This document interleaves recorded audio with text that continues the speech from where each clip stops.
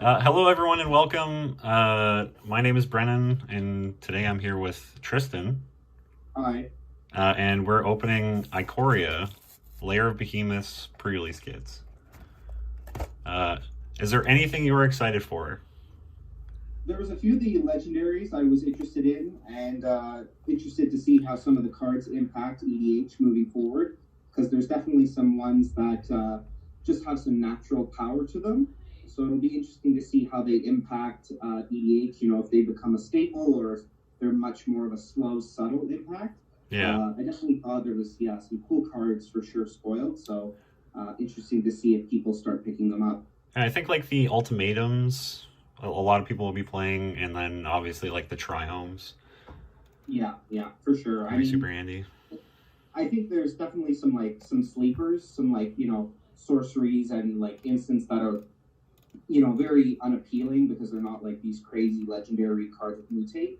But I think they'll pretty much immediately be slotted into decks. Yeah, For people that have a keen eye for strong cards or want to take the new cards and really have them impact their decks. yeah, yeah. I hope we can pull an Ozolith. That thing looks nuts. But yeah, so let's open it up and try and hide the promo card, which I already saw. It's inspired ultimatum.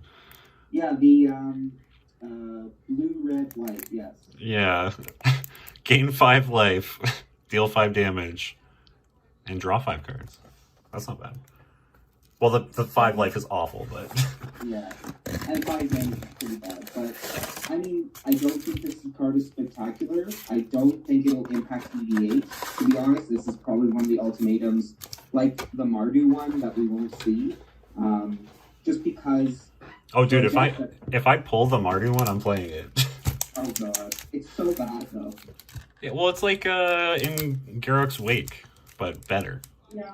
Well, no, the problem I have with it is because, and my sample size for Mardu is small, but a lot of Mardu decks, because they're trying to play a mid-range clan, have a lot of utility lands. So the fact of getting like 2 red, 3 white, 2 black is that's a real cost to a card. Yeah. Which in something like Sultai, you probably, just because of the amount of ramp you have, you just don't have that problem. And I think the problem with the one you just pulled, your pre-release one, is same situation, right? Like decks that are playing these color schemes, that's a real cost, and especially at sorcery speed, that's just not where they want to be aiming. Yeah.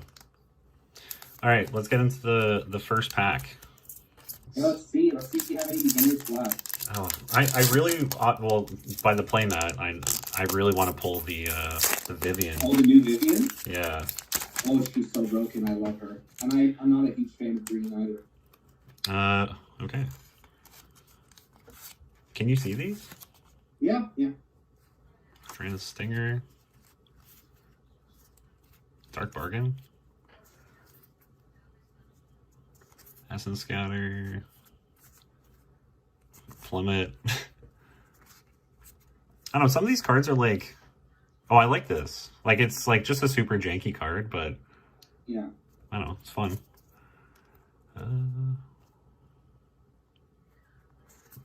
Life Gain Vigilance, sweet. Mutate card, Unpredictable Cyclone. Let's see what this one does. It Oh, is. this one, yeah, I remember Josh talking about this one. It's definitely one of those that you like. If you're playing Cycle and you're playing Red, it's an immediate slot in. Yeah. Because it is very powerful. So I think that's one of the other things we saw to this that no one really recognized is that cycling decks definitely get some more meat to them, just having more cards to play. Just because it's one of those themes that just doesn't have access to a lot of variety, because there's a very few amount of strong cards. So now giving them a few extra allows them to try new strategies and whatnot. Yeah, I feel like with like this commander products, like the cycling deck is like the morph deck of last year, where it's just like you're gonna play all the good morphs or you're gonna play all the good cycling cards, and that's just gonna be your deck. Much. I mean, I think as Magic History expands, they don't want to keep redoing more for redoing cycling, so they're trying to add a little bit, every year or so. Yeah. So I think it's good to have a little bit of variety. Plus, they're expanding into different colors, right?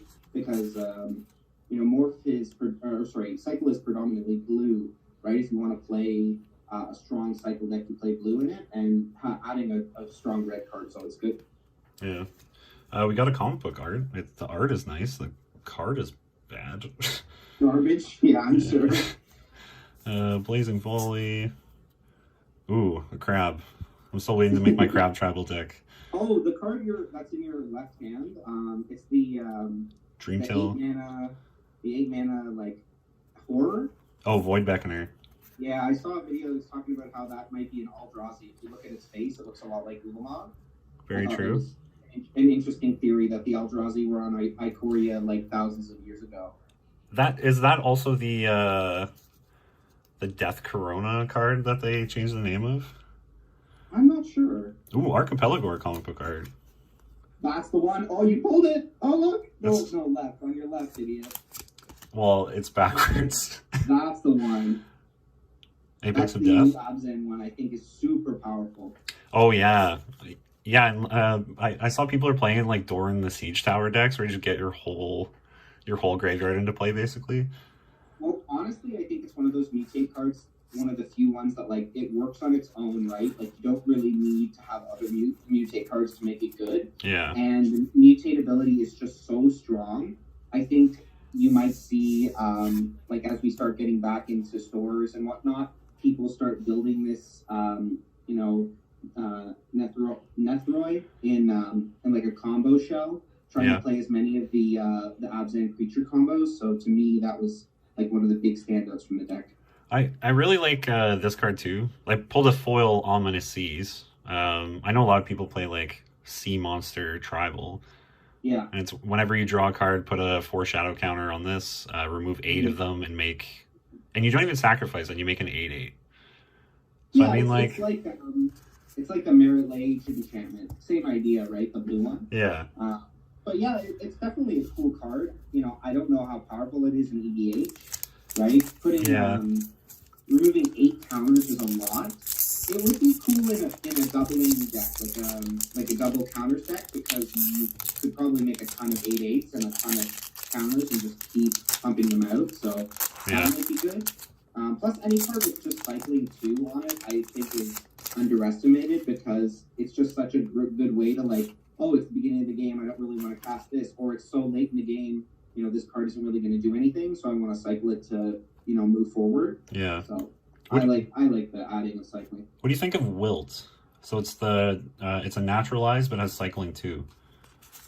That's another one of those ones where it gives you that extra utility for, not much of a cost. I think it's really good. Like there's another one, I don't know if we'll see it today, but it's called Migration Path, where it's just simply search for 2 basic lands, put them on the battlefield tapped, and shuffle your library. So it's explosive vegetation, except it also has cycling too. So it's pretty much a strictly better explosives, which I think is, something that EDH players take for granted. They always look at the legends and the mythics and stuff, and a simple, uncommon like that is actually really powerful.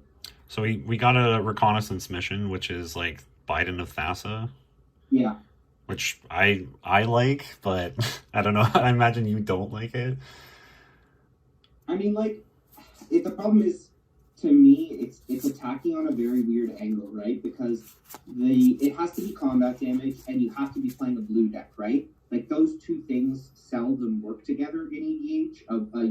A blue combat damage deck. You don't see them very often, and for good reason. Edric. Yeah. Or the Ninja. Yeah, I think Edric's okay, but at the end of the day, you're already drawing so many cards. The reconnaissance mission is filling a requirement you've already filled with your general. Yeah. So it's not doing anything special. So we got a Hunted Nightmare, which is a 4/5 with Menace for 3, but you give an opposing creature Death Touch. Yeah, I looked at this. I actually thought about slotting it into Rakdos. It stood out because of like the really low mana cost and the Menace, right? Because even if you're giving 1 creature Death Touch and they only have the 1 blocker, you're still getting in with 4, which can be good for a combat damage relevant deck. definitely underpowered for EDH, but if you're trying to play that really low to the ground deck, it could be interesting. Well, in this set they have like Menace tribal support cards. Yeah, they have one. There's a Rakdos one they made. It was like a dinosaur of some sort. Yeah. Menace is just like, because it replaced Intimidate and because it replaced Fear and Shadow and all those other really old combat abilities, it doesn't have enough history in Magic to really have a full deck. Yeah. If they made Intimidate, like Intimidate counts as Menace or something like that, then I'm sure it could have a real strong suit. But well, there's like an uncommon that makes it so that Menace creatures have to be blocked by 3 creatures, which is kind of that's fun. one I think I was talking about, which is okay, but I don't know. It's very easy to like. You can attack, and then before they declare blockers, they can shoot it, and now suddenly your creatures are vulnerable. So, Blitz of the Thunder Raptor deals damage to target creature or planeswalker equal to the number of instants and sorceries in your graveyard. That could be good. I think that would be For 2. pretty good in a red-based mill deck, like any deck that plays mill with red in it. Or any deck that just plays spells. Like an Izzet deck can just use that as very quick removal. Yeah. So that's pretty strong. I mean, the fact that it can only hit creatures and planeswalkers, it definitely limits it. But it is another form of removal if you really want it. So it could be interesting. And then we got the Abzan Triumph. Oh, yeah, the Triumph. Yeah. Yeah. So I mean, that'll be available for trade because I don't have an Abzan deck. Yeah. I mean, I feel like those lands are going to be an interesting slot. Like, they're either going to be in really competitive decks that are playing fetch lands so they can fetch them out tapped, or, very budget decks that, like, I'm just going to put a land and play tapped and it taps for all 3 of my colors. So, yeah.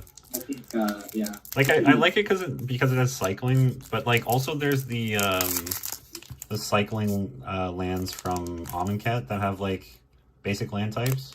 Yes. And, like, if you don't need the mana when you're fetching for them, like, you don't get a shock. You just get that. Because if you top deck a shock, then you can shock yourself and actually use the mana on that turn. So, in that instance, I think it's cool. And just for fixing, too, right? And I don't know enough EDH, play groups talk about it. There's a lot to be said about making sure your mana comes in untapped. I know Jeff Hoagland talks a lot about there's a real cost to playing tap lands, and I think in EDH is the same thing, right? Being a turn behind in EDH, especially against some, aggro decks like Rakdos or, faster combo decks like the Joyra deck, can really put you behind. Yeah. All right. Not a ton of interesting commons. Yeah, it's no Innistrad, that's for sure. Not a lot of nice things to look at. This isn't bad. Like, 1 mana instant, you gain 4 life or destroy an enchantment or put a 1/1 counter on something. A lot of people run that just like 1 mana destroy enchantment card. Yeah, but honestly, when it comes to like those types, anything that destroys creatures, artifacts, and enchantments, I think you really need to look at utility for those kinds of cards. Like, I always aim for cards that either hit 2 or 3, right? Like green cards that hit enchantments and artifacts, or white cards that hit enchantments or creatures or artifacts, right? Yeah. I think really limiting yourself to like the one option makes it really hard because it could just be, sitting in your hand because, none of your opponents really drew any good enchantments to kill. Yeah. So we got Ruinous Ultimatum. So I'm playing this on Sunday against you. Favorite one. Yeah. That's great. I mean, like, I'd rather pull something else, but I'll take it. I literally can't wait until we play a game and I kill you with like a combat damage deck and you're gonna like put your hand on the table and be like, oh, I have this fantastic card I could never cast because I never had 3 life. Yeah. Actually, like, you're still waiting on cards for your like new Abzan deck, right? I haven't started building any of it yet, but yeah, I want to build the new Cathrill, which is the bug Abzan guy.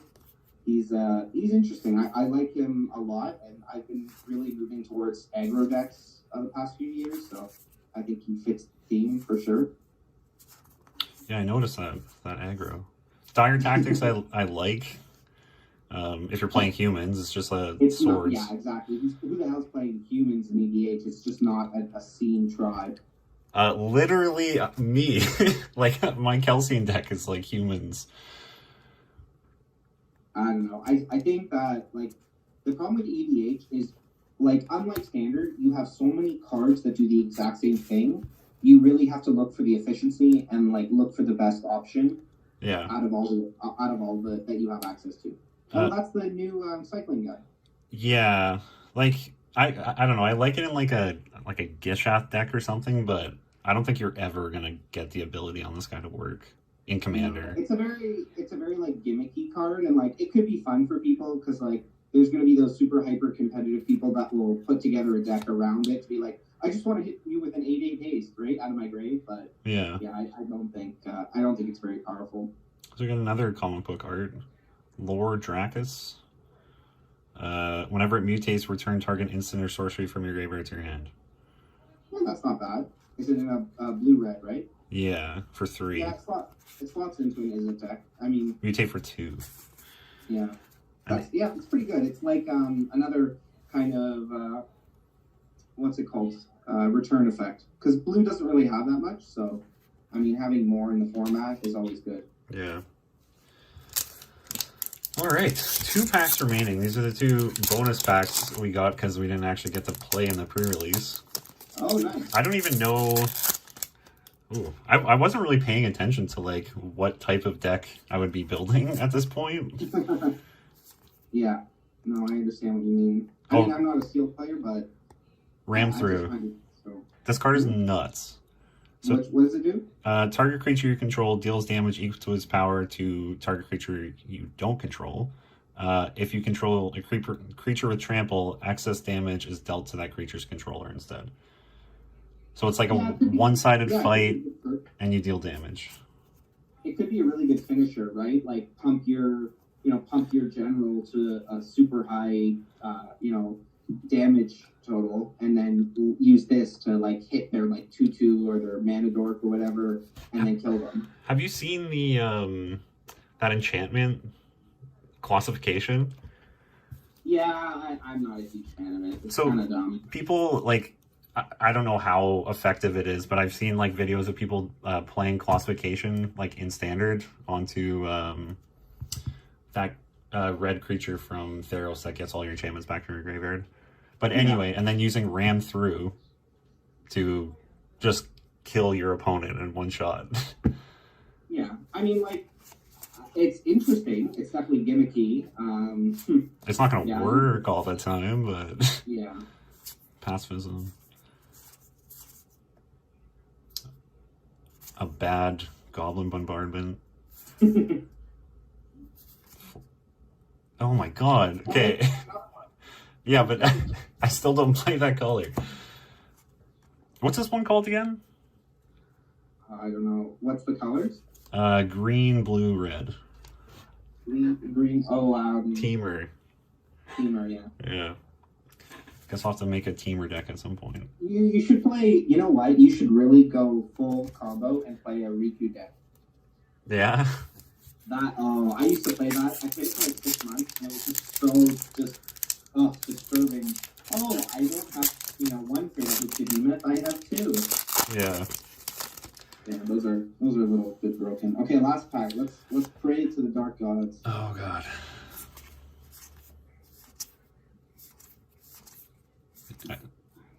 Migratory Greathorn, comic book card. Mutate, search for a basic, and the play tapped. Yeah, not bad. In white? In green. Oh, okay. Yeah. Yeah. It's like it's a 3/4 what else? Yeah. That card right there, go back before you go to the... Passion of Remembrance? It's going to be... Yeah, it's another aristocrat card, kind of like Blood Artist and Sulaport Cutthroat. Yeah. And I think in any aristocrat deck you're playing with black, you are going to slot in that card. Not only because it's yet another kind of Blood Artist style card, but on top of that, it's an enchantment, which in aristocrats, being mainly a creature deck, and creatures being the easiest thing in EDH to remove, it definitely fits nicely. So I think it's one of those uncommon, huge standouts for the set. Yeah, and there's only really 2 colors that like excel at removing enchantments, right? Yeah, and the other thing too is like, And one of when them's you look white. around- yeah, when you look around the EDH table, is a 3 mana thing that's like, creating 1/1s or having you lose 1 life, does it really get hated on? No, it doesn't. So Yeah. I think it's one of those, when it comes to targeted removal, really falls to the wayside when it comes to priority targets. So that's nice. The And next card, yeah, Gem Razor, 4/4 trample reach. When this creature mutates, destroy target artifact or enchantment opponent controls. I Mutates thought for this was really 3. good. Yeah, I thought this was actually pretty interesting as a card. I just think the ability is pretty okay, like 3 mana to destroy, something, but also give reach and trample to a creature. Or Yeah. even make that creature into a 4/4. I think could really be good. And 3 mana is hard to beat, right? When it comes to that kind of utility. Well, like I have a Goreclaw deck, so like a 4/4 with trample and reach that. Oh wait, it wouldn't get the ETB. No, it's a mutate ability. Yeah, but the effect is still reduced by 1, right? What do you mean? Like Goreclaw would reduce it by 2, and that's an alternate casting cost, right? So it would still get reduced, the mutate ability. Yes.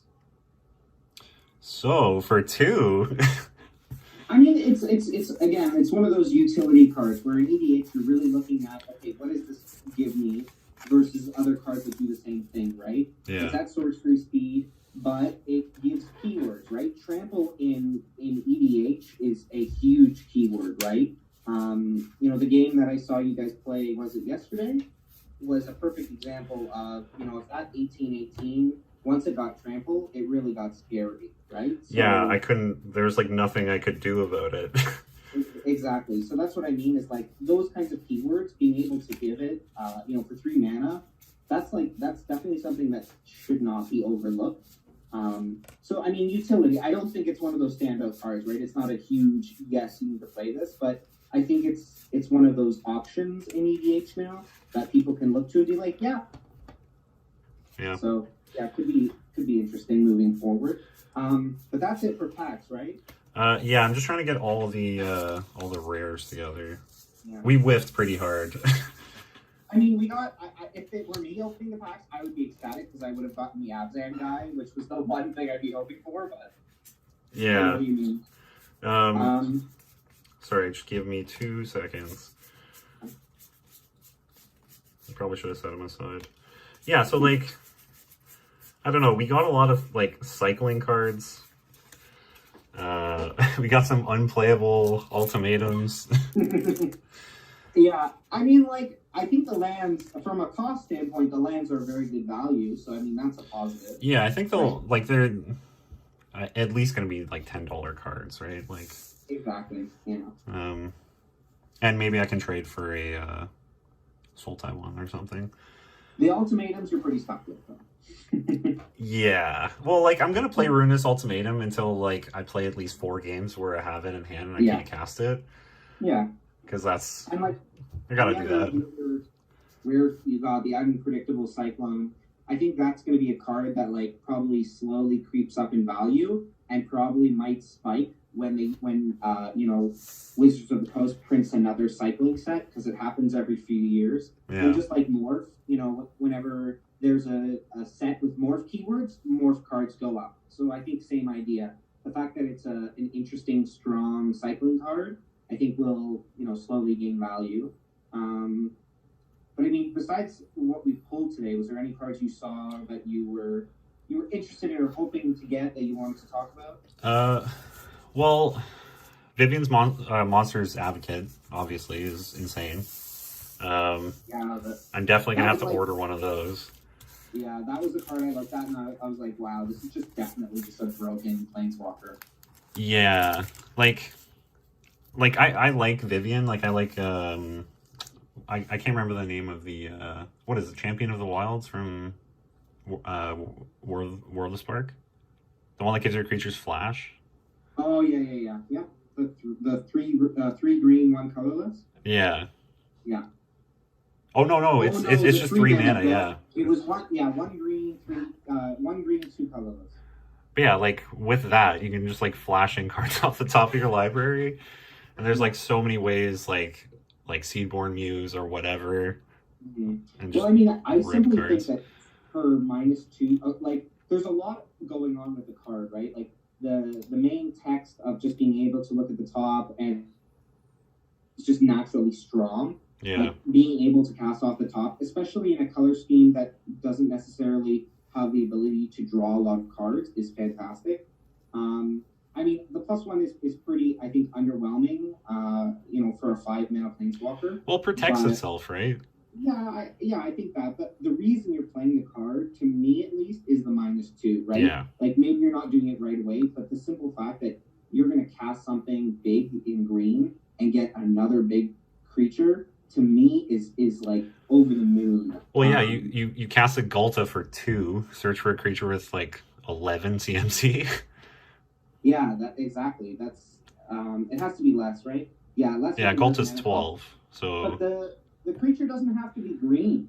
Like it's not like any kind of one of like Green Sun or anything. If you're casting an Eldrazi, you can get another Eldrazi, yeah. right? So I mean, like to me, we're talking about it in very like Timmy style Magic of like, yeah, we get these cool big creatures, but to a combo player, this could be a really ridiculous card because if you're playing a few creatures, and you're playing creature combos, you can say, okay, I'm going to cast my 6-mana card or my 7-mana card, and then I'm immediately going to search for my my other combo piece. And if you don't have interaction, I win.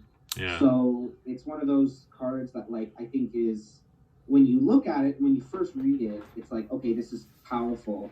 But it's until someone's putting, their 2 combo pieces into play that the real power, I think, shines through. Yeah. Because, if you cast, like, if you have your combo piece out and you're casting the other half, it's like, okay, great, I'm going to counter it. But when you're casting a Vivian and then, you're keeping it kind of mysterious as to what you're doing, people are less likely to interact with you, right? Because they underestimate what you're going to do.